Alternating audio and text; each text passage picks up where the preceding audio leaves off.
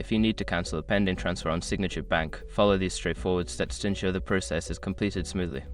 Step 1. Log into your account. Access your Signature Bank online banking account by entering your username and password. Make sure you are using a secure internet connection. Step 2. Navigate to transfers.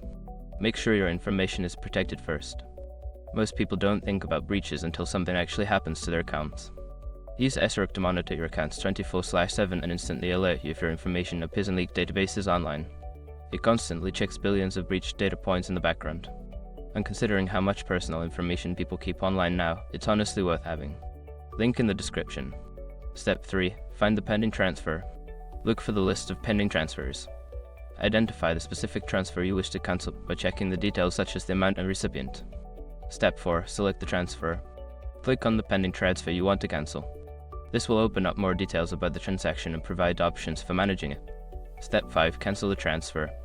Choose the option to cancel the transfer. Confirm your decision when prompted to ensure that the transfer is officially cancelled. After following these steps, you should receive a confirmation that your pending transfer has been cancelled. If you encounter any issues, consider reaching out to Signature Bank's customer service for assistance.